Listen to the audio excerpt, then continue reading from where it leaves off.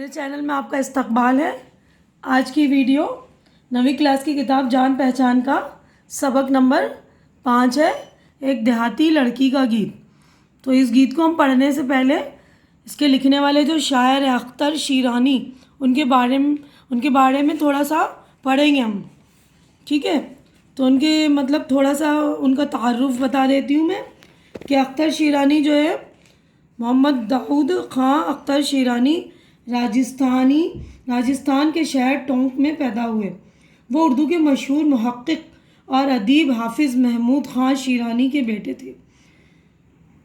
انہیں فطرت سے بے پناہ لگاؤ تھا اور ان کی گیتوں میں قدرت کے خوبصورت مناظر ہوتے ہیں۔ اختر شیرانی کی نظموں کا دوسرا اہم موضوع جو ہے حب الوطنی۔ ان کی نظموں میں اپنی دھرتی اور اس کے حسن کے جلووں کا عکس جھلکتا ہے، جنہیں پڑھ کر ایک مانوس فضا کا احساس ہوتا ہے۔ اختر شیرانی مقبول اور باکمال شاعر تھے۔ ان کا انتقال عین جوانی میں ہوا، ٹھیک ہے؟ تو وہ سن 1905 میں پیدا ہوئے اور 1948 میں ان کا انتقال ہو گیا۔ تو اب یہاں پر ہم آتے ہیں نظم پر۔ تو میں یہاں سے یہاں تک آپ کو پڑھ کر ایک بار پڑھ لوں گی، پھر اس کو یہیں تک سمجھا دوں گی، اور نیکسٹ پیج پر ہم پڑھیں گے تو اس کو اگلے الگ سے سمجھا دوں گی، ٹھیک ہے؟ سنو یہ کیسی آواز آ رہی ہے، کوئی گاؤں کی لڑکی گا رہی ہے، فضا پر بستیوں پر جنگلوں پر دھواں دار ایک بدلی چھا رہی ہے، چھما چھم میہ کی بوندیں پڑ رہی ہیں کہ ساون کی پری کچھ گا رہی ہے، ہوا کی سرسراہٹ ہے کہ فطرت پرانی زندگی دہرا رہی ہے، یہ گھر سسرال ہوگا شاید اس کا، جبھی ماں باپ کی یاد آ رہی ہے، جبھی مصروف آن و فغاں میں، جبھی غمگین لے میں گا رہی ہے۔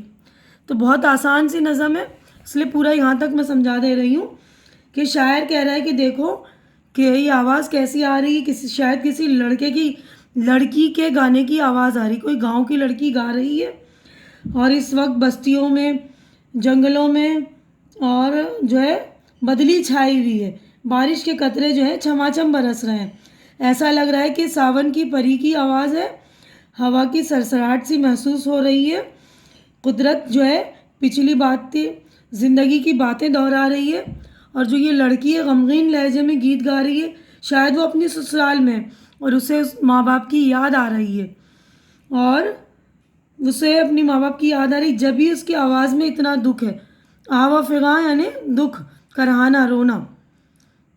اب اگلے پیج پر ہم چلتے ہیں، تو دیکھیے یہاں سے یہاں تک میں پڑھ دوں گی، اس کے بعد پورا ہی سمجھا دوں گی۔ شیوالے میں گجر بھی جاگ اٹھا، ٹھنا ٹھن ٹھن کی آواز آ رہی ہے، کوئی چڑیا نکل کر گھونسلے سے گھنے جنگل میں منگل گا رہی ہے، کوئی بکری کہیں کرتی ہے میں کوئی بچھیا کہیں چلا رہی ہے، مگر ان سب سے بے پرواہ وہ لڑکی برابر گیت گائے جا رہی ہے۔ تو اس کا مطلب ہے کہ اس جو ہے یہ والے بند میں شاعر کیا کہہ رہے ہیں، اسی گاؤں کا ماحول کھینچ کر بتا رہے ہیں کہ یہ بارش بھی ہو رہی ہے، اور اس مندر میں شیو مندر میں جو گھنٹا بجنے کی آواز بھی آ رہی ہے، چڑیا چہچہا رہی ہے اپنے گھونسلے سے نکل کر، اور خوش ہے وہ، اور موسم بھی جو ہے موسم میں یہ جو جانور وغیرہ ہیں، بکری ہیں، بچھیا ہے، سارے جو ہے اس موسم کا لطف لے رہے ہیں، بکری میں کر رہی ہے، بچھیا چلا رہی ہے، مگر ان ساری چیزوں سے بے خبر یہ لڑکی جو غمگین لڑکی ہے وہ اپنی ہی لے میں گائے جا رہی ہے، مطلب وہ دکھی ہے، وہ گائے جا رہی ہے، مطلب اس ماحول سے وہ بے خبر ہے، بے پرواہ ہے نا۔ تو یہاں پر ہماری نظم ہو گئی مکمل۔ اب یہاں پر دیکھیے معنی یاد کیجیے، تو یہاں پر مشق ہے ہمارا، مشق یعنی کہ ایکسرسائز۔ تو یہاں پر الفاظ اس کے معنی ہیں، میں پڑھ رہی ہوں، آپ سن لیجیے۔ فضا، ماحول، غمگین، رنجیدہ، اداس، مصروف، مشغول، آہ و فغاں کرنا، دکھ درد کا اظہار کرنا، گجر گھنٹا، منگل گانا، خوشی کے گیت گانا، شیوالے شیو مندر، بچیا گائے کا مادہ بچہ۔ اب نیکسٹ پیج پر چلتے ہیں، دیکھیے یہاں پر یہ غور کرنے کی بات ہے کہ نظم میں ایک لفظ جو ہے جبھی کا استعمال کیا گیا ہے، اور یہ جب اور ہی کا مرکب ہے، یعنی جب اور ہی سے مل کر ہی بنا ہے، جبھی۔ اسی طرح ہی کے استعمال سے بننے والے دوسرے الفاظ بھی ہیں، مثلاً تب اور ہی سے مل کر تبھی، اور اب اور ہی سے مل کر ابھی بنا ہے، کب اور ہی سے مل کر کبھی بنا ہے۔ اور دیکھیے اگلا ہے، نظم میں آ فغاں کی ترکیب بھی آئی ہے، اور اس میں دو الفاظ آ اور فغاں کو ملانے کے لیے واو کا استعمال کیا گیا ہے۔ یہاں واو کے معنی اور کے ہیں، اور قواعد میں اس واو کو، قواعد یعنی گرامر میں اس واو کو حرف عطف کہا جاتا ہے، ٹھیک ہے۔ تو یہ دو الفاظ جب ملتے ہیں، واو بیچ میں لگتا ہے، تو اس واو کو حرف عطف کہا جاتا ہے، جس کے میننگ ہوتے ہیں اور کے، ٹھیک ہے۔ تو اب یہاں پر دیکھیے سوچیے اور بتائیے۔ تو یہاں پر آپ کے سوالات شروع ہو گئے، 3 سوالات ہیں، اس کے جوابات میں نے آپ لوگوں کے لیے تیار کر دیے ہیں۔ دیکھیے پہلا سوال سنیے۔ پہلا سوال ہے، لڑکی کے گاتے وقت کس طرح کا ماحول تھا؟ اب جواب دیکھ لیں گے آپ۔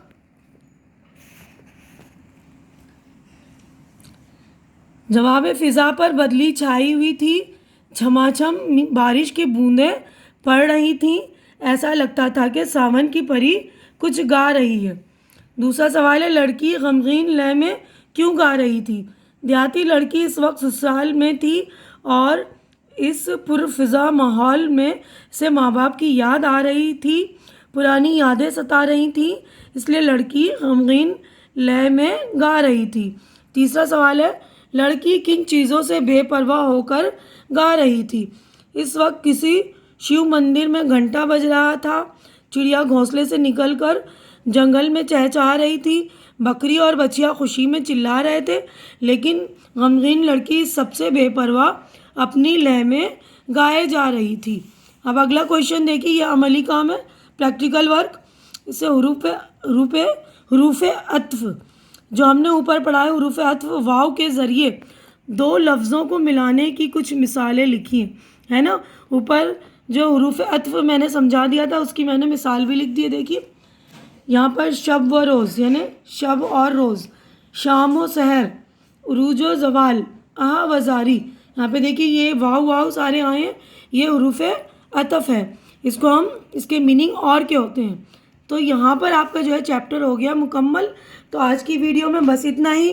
اگر میری ویڈیو اچھی لگ رہی ہے تو اسے لائک کیجئے، شیئر کیجئے جو ضرورت مند بچے ہیں، اور میرا چینل سبسکرائب کر کے میرا حوصلہ افزائی کیجئے۔ شکریہ۔